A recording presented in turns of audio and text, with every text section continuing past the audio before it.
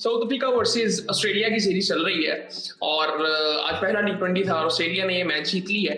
लेकिन अगर आप उनकी फॉलो विकेट्स देखेंगे तो आपको लगेगा कि उन्होंने मतलब अगर आपने मैच भी देखा है तो आपको पता चलेगा कि ऑस्ट्रेलिया ये जीत कैसे गया है, उनका माइंडसेट की वजह से जीता है वो। खैर उसके बारे में बात करते हैं और हम ये सीरीज अब फॉलो करेंगे ऑस्ट्रेलिया की। और ये मैं काफी देर से सोच रहा था कि हमें ऑस्ट्रेलिया इंग्लैंड की जो क्रिकेट है उसको भी फॉलो करना चाहिए। उसकी एक वजह ये है कि मुझे लगता है कि जो ये माइंडसेट है ना, जब हम पाकिस्तान इंडिया के बारे में बात कर रहे होते हैं, बांग्लादेश वगैरह के बारे में बात कर रहे होते हैं, किसी भी एशियन टीम के बारे में बात कर रहे होते हैं और स्पेशली ये टॉप की टीमों के बारे में बात कर रहे होते हैं। इंडिया में भी जब रोहित शर्मा थे उनका बहुत इंपैक्ट था इंडिया के माइंडसेट पे, बहुत डिफरेंस नजर आया था ये रिसेंट सीरीज में जब इंग्लैंड के खिलाफ इंडिया खेला है।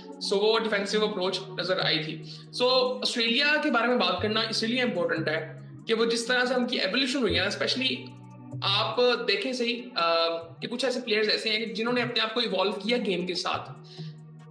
आज आज नहीं, मुझे याद है 2015 में 2015 का जो वर्ल्ड कप था ना, न्यूजीलैंड और ऑस्ट्रेलिया में, और न्यूजीलैंड और ऑस्ट्रेलिया जिस तरह की क्रिकेट खेल रहा था उस वक्त लग रहा था कि जो आजकल जो हम क्रिकेट देख रहे हैं ना टॉप लेवल पे जो क्रिकेट होती है ऑस्ट्रेलिया इंग्लैंड की, इंडिया की, कभी कभी वो जो क्रिकेट खेलते हैं उस तरह की क्रिकेट 2015 में हो रही थी। तो लग रहा था कि 2025 तो बहुत आगे की बात है, यहां तक तो कोई सोच भी नहीं रहा था। उस वक्त लग रहा था कि हम बहुत ये क्रिकेट बहुत तेज हो जाएगी, लेकिन इस तरह हुआ नहीं। काफी चीजें बड़ी आराम आराम से आगे बढ़ी, सिवाय इन दो टीमों के। इन्होंने अपने आप को बहुत तब्दील की है और वो नजर आता है। आई थिंक इनके बारे में बात करते हैं। ऑस्ट्रेलिया ने पहले बैटिंग की, टी20 मैच था ये, और स्कोर कार्ड बताने से पहले मैं आपको पहले फॉलो विकेट्स बताता हूँ। ऑस्ट्रेलिया की पहली विकेट 15 पे गिरती है, दूसरी 16 पे गिरती है, तीसरी 30 पे गिरती है, चौथी 70 पे गिरती है, पांचवी 73 पे गिरती है, छठी पांचवी 73 पे है, छठी 75 पे, 75 पे 6 आउट है। फिर उसके बाद 134 पे 7 आउट होता है, 8वां आउट होता है 164 पे, 9वां आउट होता है 166 पे। ऑस्ट्रेलिया टोटल करता है 178, 75 पे 6 आउट। ये आज की बात नहीं है, ये बहुत दफा होता है और ऑस्ट्रेलिया ये करता है। ये क्रिकेट ही वो इस तरह से खेलते हैं।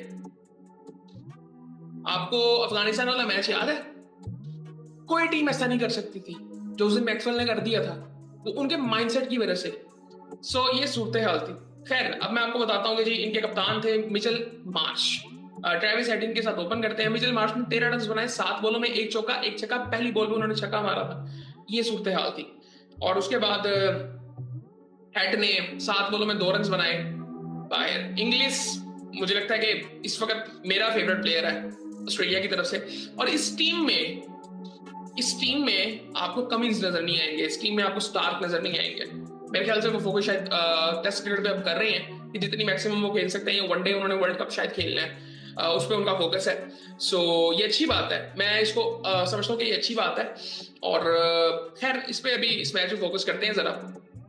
उसके बाद आप यहाँ पे देखिए कैमरन ग्रीन 35 रन। इस बंदे को मैं पिछली कुछ सीरीज से देख रहा हूँ, ये वेस्ट इंडीज वाली भी, क्या जबरदस्त क्रिकेट खेल रहा है। ये वन डाउन आता है उस सीरीज में और क्या जबरदस्त क्रिकेट खेली है। वो डेवलपमेंट देखे ना प्लेयर्स की कैसे होती है, वो मैं आपको इसलिए बता रहा हूँ कि आप पिछले कुछ सालों में देखें, पाकिस्तान की लिस्ट निकालें, 10 साल की निकाल लें, 15 साल की निकाल लें, 20 साल की निकाल लें कि कितने प्लेयर्स ने डेब्यू किया है पाकिस्तान से और बाकी टीमों से। ऑस्ट्रेलिया का भी निकाल लें तो आपको पता चल जाएगा कि क्या कमी है हम लोगों में। इवन इंडिया में भी लगा लें आप, इंडिया में हमसे बहुत बेहतर होगा।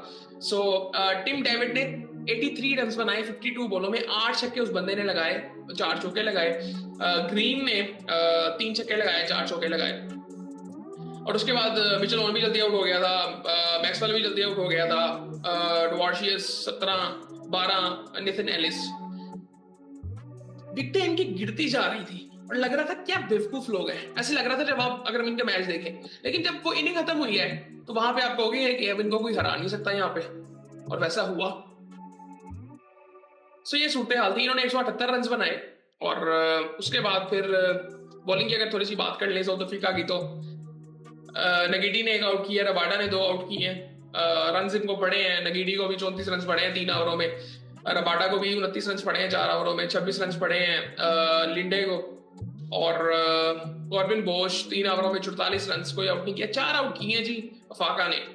इन्होंने आई थिंक डेब्यू किया था पाकिस्तान के खिलाफ। बड़े यंग बॉलर हैं और बड़े फास्ट थे और 4 ओवरों में 20 रन देके 4 आउट इन्होंने की है, अच्छी बॉलिंग की।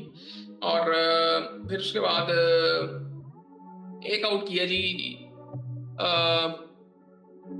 सेनुरान मैथुसेमी ने। सो उसके बाद फिर खैर साउथ अफ्रीका की अगर बैटिंग की बात करें तो रियान मैकल्टन ने करे रहे काफी देर तक, 71 रन बनाए 55 बॉलों में, 12 रन बनाए एडन मार्करम ने। सो उसके बाद 14 रन बनाए जी रिटेरियस ने, और उसके बाद फिर ब्रेविस ने 2 रन बनाए, 37 रन बनाए, स्टब्स ने 10 रन बनाए, रबाडा ने। सो किसी तरह ये 161 तक पहुंच गए। अब इनकी बॉलिंग की अगर बात करें तो यहाँ पे मतलब इतना खास लग नहीं रहा था, एक टाइम पे ऐसा लग रहा था कि ठीक जा रहा है, लेकिन आई थिंक उन्होंने मैच बस आगे रखा हुआ था। फॉल विकेट्स इनकी देखें तो पहली 12 पे है, दूसरी 40 पे है, तीसरी 48 पे है, चौथी 120 पे है। सो ये बेहतर कंडीशंस में थे अगर फॉल विकेट्स की अगर बात करें तो। पांचवी 120 पे है, चौथी भी 120 पे थी, छठी 123 पे है, यहाँ पे फिर एक कमबैक होता है, सातवीं फिर 123 पे है। सो अब यहाँ पे आप देखेंगे चौथी विकेट गिरती है 120 पे और सातवीं 123 पे गिरती है, आठवीं 158 पे गिरती है फिर, जो कि रिकल्टन आउट होता है, फिर नौवीं गिरती है जी 161 पे। सो खैर ये सूरत हाल इनकी होती है। और बॉलिंग की अगर बात करें, हेजलवुड ने 4 ओवरों में 3 आउट किए हैं 27 रन देके। और हेजलवुड को कुछ लोग तो अगर उनको आप देखें वो ऐसे लगता है कि वो T20 का बॉलर ही नहीं है। और IPL अगर आपने फॉलो किया हो तो आपको पता चलेगा कि क्या इसने बॉलिंग की थी, कितने जबरदस्त ने मैच जितवाए हुए थे, और उसको कोई देखता ही नहीं है इस तरह से। जब ये टेस्ट की बॉलिंग कर रहा होता है तो ऐसे लगता है कि ये टेस्ट का बॉलर ही है। उसके बाद 3 आउट किए जी डिवॉर्शियस ने, मैक्सवेल ने 1 आउट किया और जेम्पा ने 2 आउट किए। अब यहाँ पे ये सीरीज में फॉलो क्यों कर रहा हूँ मैं, ऑस्ट्रेलिया की वजह से फॉलो कर रहा हूँ, और ये बताने के लिए मैक्सवेल कितना पुराना है। वो उस वक्त भी हर वैसे ही खेलता था क्रिकेट, लेकिन उसने इवॉल्व किया अपने आप को, आज भी वो इस टीम में है। आज भी आपको स्टार्क नजर आता है, आज भी आपको कमिंस नजर आता है, आज भी आपको हेजलवुड नजर आता है, आज भी आपको मिचेल मार्श। ये भी बड़ा पुराना है, ये कोई इतना नया नहीं है। इसकी एवोल्यूशन देखें, ये आप एक एक प्लेयर को उठा सकते हैं इन टीमों से, स्पेशली ऑस्ट्रेलिया से, कि इसकी एवोल्यूशन हुई क्या है। मिचेल मार्श इसकी क्रिकेट ये थी कभी भी नहीं थी, ये तो खेलता था 5वें 6वें 7वें नंबर पे, और इसने कभी परफॉर्म कर देना, और आज ही ओपनिंग करता है, कप्तान भी है। और जिस तरह से इसकी गेम ये थी ही नहीं, इस तरह से खेलता ही नहीं था। ये तो टिपिकल ऑलराउंडर कि ठीक है एंड पे 2-3 छक्के मार दिए, ऐसे वाला प्लेयर था। ये नहीं था कि हर बॉल में इसने ट्राई करना है, ये बिल्कुल माइंडसेट चेंज, ये इवॉल्व हुए हैं गेम के साथ। ये मैं आपको समझाने की सिर्फ कोशिश कर रहा हूँ कि ये टीम इवॉल्व कैसे हुई है। अब उसकी एक वजह मैं आपको बताता हूँ। इनकी जो टीम है ना, इनका जो BBL भी होता है, वो कोई प्राइवेट एंटिटीज नहीं है, वो वहां के रीजनल जो एसोसिएशंस हैं ऑस्ट्रेलिया की, वो ओन करती हैं उन टीम्स को।